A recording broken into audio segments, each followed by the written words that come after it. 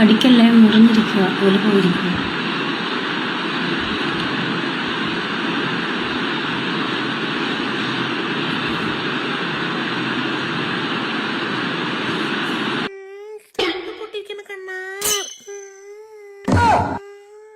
Hello guys, എല്ലാവർക്കും പുതിയൊരു വീഡിയോയിലേക്ക് സ്വാഗതം. സോഷ്യൽ മീഡിയയിൽ ഇപ്പോൾ ചർച്ചാ വിഷയം രേണുവിൻ്റെ സബ്സ്ക്രിപ്ഷനിൽ ചില കുൽസിതങ്ങളൊക്കെ ആണല്ലോ. അതായത് ചുണ്ടിട്ട് ഇങ്ങനെയൊക്കെ കാണിക്കുന്നു, നാക്കിട്ട് എങ്ങനെയൊക്കെയോ കാണിക്കുന്നു.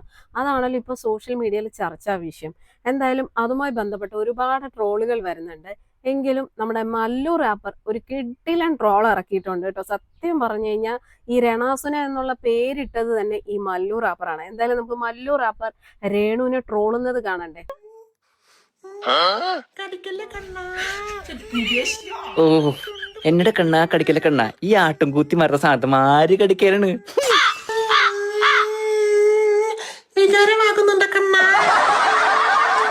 ഞാൻ കേട്ടാ നമ്മളൊന്നും കുറ്റം പറയല്ല ചേച്ചീനെ. എന്തെങ്കിലും ചെയ്ത് ജീവിച്ചിട്ടോ ഒരു വിധേയമായിട്ടുള്ള സ്ത്രീനെ നമ്മളിങ്ങനെ കുറ്റം പറയാൻ പാടില്ല. അപ്പൊ അവർക്ക് ജീവിക്കാൻ വേണ്ടിട്ടല്ലേ, അല്ല അങ്ങനെ ആൾക്കാർ പറഞ്ഞു പറഞ്ഞത്. അവരെന്തെങ്കിലും ചെയ്ത് എങ്ങനെയും ജീവിക്കട്ടെ, വേട്ടയാടല്ല അവര്.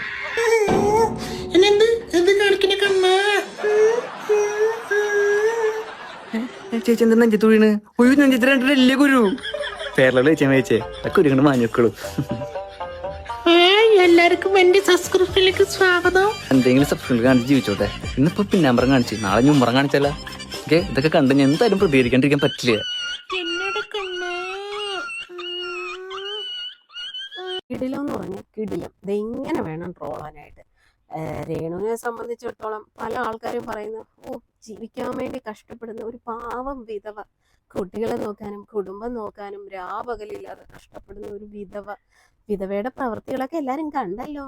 അല്ല, ഇവളെ സപ്പോർട്ട് ചെയ്ത് കുറെ അധികം ആൾക്കാരൊക്കെ ഉണ്ടായിരുന്നല്ലോ. എല്ലാരും എവിടെ പോയി? ആരെയും കാണാനില്ലല്ലോ. കുടുംബത്തിൽ പറഞ്ഞ ആരെങ്കിലും ഇവളെയൊക്കെ സപ്പോർട്ട് ചെയ്യുമോ? ഇമാതിരി അപരാധം കാണിക്കുന്ന ഇവക്ക് ഒരു നാണോ മാനോ ഉളുപ്പുമില്ല.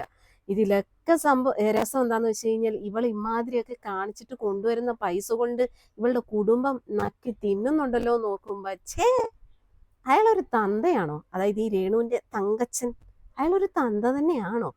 ഇവക്ക് എന്താ പറയാ, ഒരു സഹോദരിയുണ്ട്. ഈ സഹോദരിക്ക് ഒരു ഭർത്താവുണ്ട്, 2 മക്കളുണ്ട്. ഇവക്ക് ഒരു കുഞ്ഞുണ്ട്. ഇവള് കിച്ചുവിനെ കണക്കാക്കണ്ട, പക്ഷെ ഇവക്കൊരു കുഞ്ഞു വളർന്നു വരുന്നുണ്ട്. ഈ കുഞ്ഞിന്റെ ഒക്കെ സ്കൂളിലെ ടീച്ചേഴ്സും അല്ലെങ്കിൽ മറ്റുള്ളവരൊക്കെ കാണുന്നതല്ലേ ഈ അപരാധം. ഇവക്ക് നാണമുണ്ടോ? ലേശമെങ്കിലും നാണോ ഉളുപ്പും ഉണ്ടോ? ഇവള് വല്ല ആൽബത്തിൽ അഭിനയിച്ചോ, അല്ലെ വല്ല ഇനാഗ്രേഷൻ ചെയ്തോ, അല്ലെ വേറെ എന്തെങ്കിലും പരിപാടി ചെയ്ത് ഇവള് ജീവിക്കട്ടെ, അതിനൊരു അന്തസ്സുണ്ട്.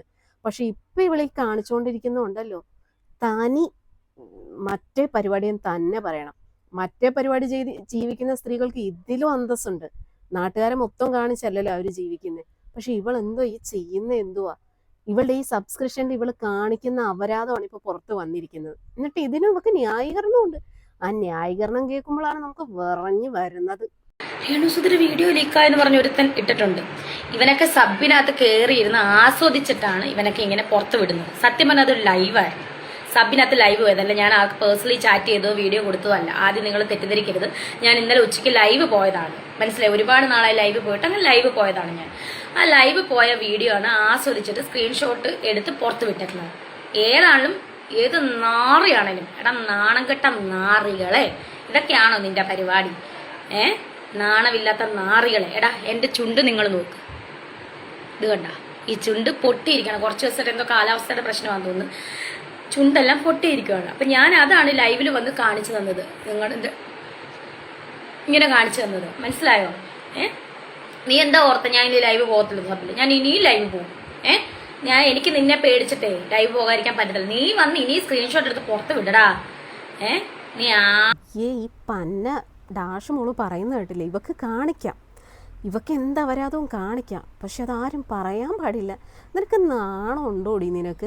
നിന്റെ വിചാരം എന്താ? നിന്റെ ഈ സബ്സ്ക്രിപ്ഷൻ എടുത്ത് അതിനകത്ത് കയറി ഇരിക്കുന്നവർ അറിയാം നീ എന്തൊക്കെ കാണിക്കുമെന്ന് അറിയാൻ വേണ്ടിയിട്ടായിരിക്കും ഇവന്മാരൊക്കെ ഇത്രയും പൈസ മുടക്കിയിട്ട് അതിനകത്ത് കയറി ഇരിക്കുന്നത്. ഉളുപ്പില്ലാത്തവള്, അയ്യയ്യേ, കാണിക്കാനുള്ള അപരാധം അവൾ കാണിച്ചിട്ട് വന്ന് ന്യായീകരിക്കും, അവളുടെ ചുണ്ട് പൊട്ടിയത് കാണിച്ചു എന്ന്. ഇവളതിലൊരു ഡയലോഗ് പറയുന്നുണ്ടേ. ആരോ ഒരാൾ ലൈവിൽ കമൻ്റ് ഇട്ടു കടിക്കട്ടെ എന്ന്. അപ്പോൾ ഇവൾ പറയുന്നു, അയ്യോ കടിക്കല്ലേ പൊട്ടിയിരിക്കുവാന്ന്. ആണോ മാനോ ഉളുപ്പും ഇല്ലാത്ത ഇവക്കുണ്ടല്ലോ, ഇവളുടെ ഈ വീഡിയോ ആ തങ്കച്ചനെ ഒന്ന് കാണിച്ചു കൊടുക്കണം. ആ തങ്കച്ചനെ മാത്രമല്ല, ഇവളുടെ തള്ളേനെയും സഹോദരിനെയും സഹോദരിയുടെ ഭർത്താവിനെയൊക്കെ ഒന്ന് കാണിച്ചു കൊടുക്കണം. എന്നിട്ട് അവർ കാണട്ടെ, എന്നിട്ട് അവർ തീരുമാനിക്കട്ടെ, അയ്യോ ഇവൾ ചെയ്യുന്ന പ്രവൃത്തി നല്ല പ്രവൃത്തിയാണെന്ന്. എന്താ ഇതിന് പറയേണ്ടത്?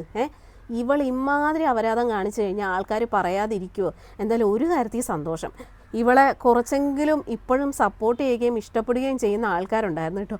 ഇപ്പം അതും ഇല്ലാതായെന്നാണ് കേൾക്കുന്നത്. കാരണം ഫേസ്ബുക്കിലൊക്കെ ഇവളുടെ വീഡിയോ ഇടുമ്പോൾ പൂരത്തെറിയായിരുന്നു. അപ്പോൾ ഇവളുടെ ഈ പ്രവൃത്തിയൊക്കെ കണ്ടു കഴിഞ്ഞപ്പോൾ ഉണ്ടല്ലോ, ആൾക്കാർക്ക് മനസ്സിലായി ഇവളെ താനി കൂതറയാണെന്നുള്ളത്. അതുകൊണ്ട് തന്നെ ഇപ്പോൾ ആൾക്കാർ ഫുൾ ഇവളെ പൂരത്തെറി പറഞ്ഞുകൊണ്ടിരിക്കുക. ഇത് ഇവൾക്ക് അർഹിച്ചത് തന്നെ. ഇവൾ ഇതല്ല, ഇനി അപ്പുറം ഇവൾ കാണിക്കാൻ കിടക്കുന്നതേ ഉള്ളൂ. ഇവൾ ഇനി നോക്കിക്കോ, ഈ വാശിക്ക് ഇവൾ ഇനി പലതും കാണിക്കും. അങ്ങനെയാണെന്നുണ്ടെങ്കിൽ മിക്കവാറും ഇവളെ വീട്ടിൽ കയറി ഇവളുടെ നാട്ടുകാർ തല്ലിക്കൊല്ലും. കാരണം നാട്ടുകാർക്ക് നാണക്കേടല്ലേ ഇങ്ങനെ ഒരു അപരാധം അവരുടെ നാട്ടിലുണ്ടെന്ന് അറിയുമ്പോൾ.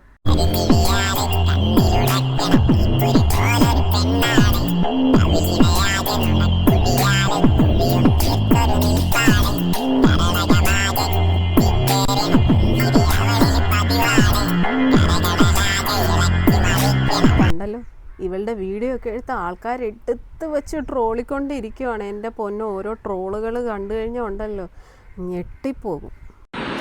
കടിക്കല്ലേ, മുറിഞ്ഞിരിക്കുക, പോലെ പോയിരിക്കുക.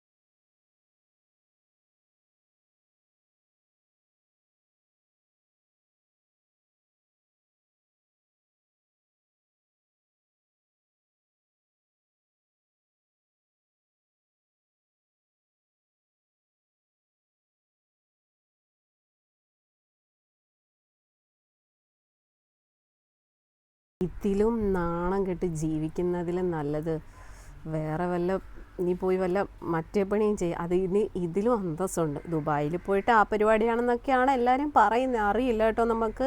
എന്തായാലും ആ പരിപാടി ചെയ്ത ഇതിലും അന്തസ്സുണ്ട് കേട്ടോ. ഇതിപ്പോൾ നാട്ടുകാർ മൊത്തവും കണ്ടു. ഇനിയിപ്പോൾ നീ എത്ര വന്ന് ന്യായീകരിക്കാൻ നോക്കിയാലും ഇനി നിന്നെ ആൾക്കാർ വിശ്വസിക്കാൻ പോകുന്നില്ല. കാരണം നീ അത്രത്തോളം ഒരു കൂതറ പെണ്ണാണെന്നുള്ളത് ജനങ്ങൾ മനസ്സിലാക്കി കഴിഞ്ഞു.